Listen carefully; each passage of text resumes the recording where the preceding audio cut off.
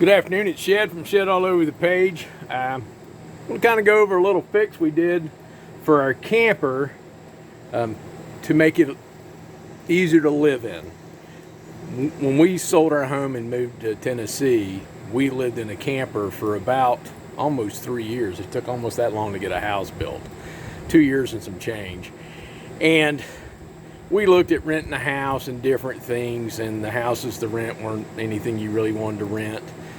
Even went to one point and talked to the motel in town about staying there kind of long term, and that was expensive. So my wife had the idea, she goes, why don't we just buy a camper? And because Georgia's where a lot of campers come out of Florida to kind of die, you can buy fifth wheels down there usually for a pretty decent price. What we ended up with is this. Let's show it right fast. Excuse the air conditioner, but it's a 32 fifth wheel with a queen slide out bedroom and a big slide out for the living room. And this camper is a 98 model, and it was $37,000 in 98, and we paid right around $9,000 for it, and it was in good shape. Now, if you own a camper, you know you've got to learn to fix everything on a camper. That's just how they're going to be for you. But one of the issues is this is a 30 amp. I've got a butterfly that's running around here. It's a 30 amp service. So it's 30 amps, but 120 volts. So it's kind of limited on how much power you have. So what we ended up doing to make life a little easier for us was I ran one designated 20 amp service. So I added another cable that feeds into the box. And by adding that, it has one designated 20 amp service. And we can use that for a electric heater or like a crock pot or different things. And when you go camping, it'll be noisy in here. When you go camping, they always have, most of the stuff nowadays has a 20 amp service.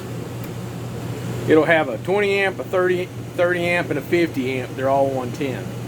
And we're cleaning it out because, man, do we get ladybugs. They pack in here like you wouldn't believe. So, if you notice,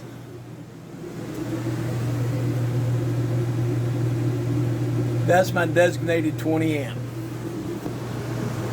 And we use that because it's close to the countertop here.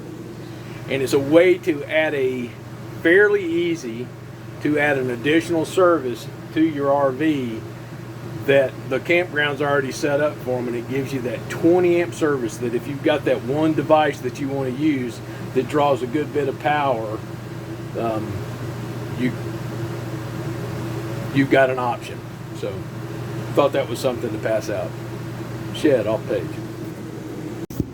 Shed from Shed All Over the Page. This is a little addendum I'm going to add to the 20 amp video.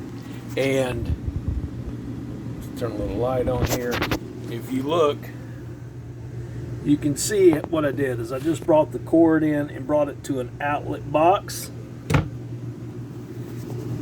It's marked 20 amp for my wife because the way this is set up is that outlet was there and that outlet was there. This outlet is part of the camper circuit.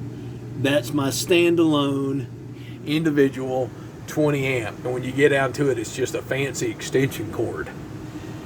There is no breaker in this service.